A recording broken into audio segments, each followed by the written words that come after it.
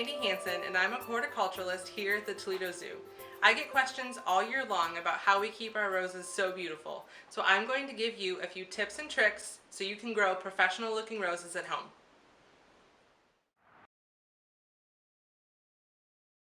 A good rule of thumb is once the forsythias bloom, you can start uncovering. So I'm just spending a lot of time uncovering all the mulch I put on in the fall, mulching the beds and giving our new rose canes a chance to have a thriving start.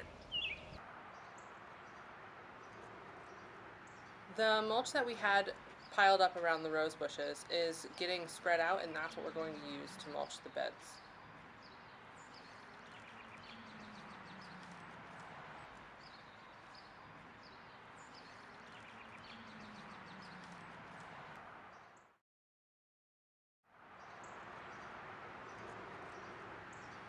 When we're pruning, we shape our rose bushes to promote airflow through the center of the plant. That cuts down on disease.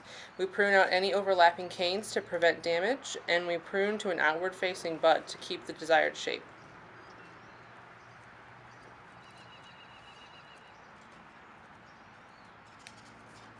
An easy way to prevent cane board damage is to seal fresh cuts by adding a small amount of wood glue to any cut canes that are thicker than a pencil.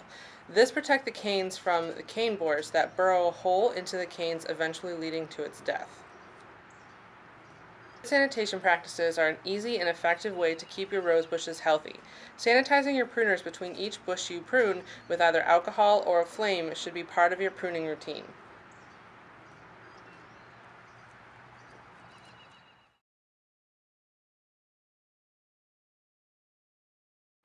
So once you've enjoyed all that your roses have to offer as far as color and beauty and fragrance, and the petals start to look like they're fading either because of insect damage or because of the elements, deadheading is a gardener's best friend. It's basically our way of fooling Mother Nature and telling the plant to divert its energy that it would have been putting into producing viable seed, into putting into creating new growth, so we have blooms that last all summer.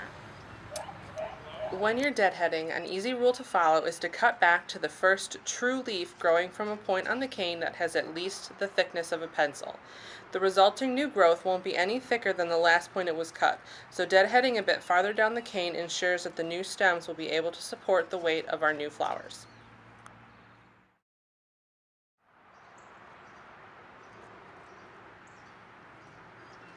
A common problem that plagues about every rosarian is black spot.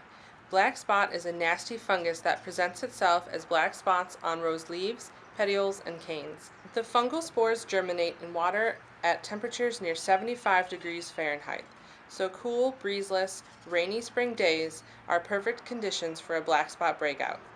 Left unchecked, black spot can prematurely defoliate an entire rose bush, weakening it enough so that the plant may eventually die. Once the symptoms can be seen on rose leaves, that leaf can't be cured. The black spots we're seeing are actually dead tissue, but the spread can be controlled. There are many commercially available fungicides that are great at keeping black spot in check. Here at the zoo, we spray about every week. A time-consuming but organic way to control black spot is to manually remove infected leaves. This includes the leaves that have already fallen and may be laying around the base of the rosebush.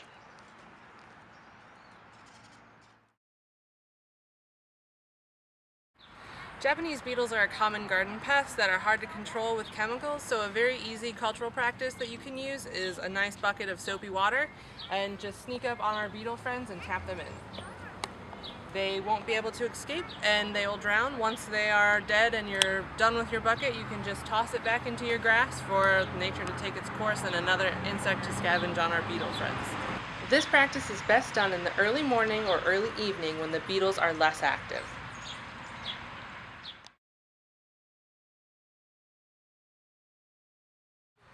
So now that it's fall, we want the roses to stop actively producing new growth and blooms. So instead of deadheading, now I just pull petals. So where before I would have deadheaded this entire branch, now I'm just pulling the petals and leaving the hips. So you'll start seeing a lot more hips on your roses, and those will start ripening and giving you a nice bit of fall interest.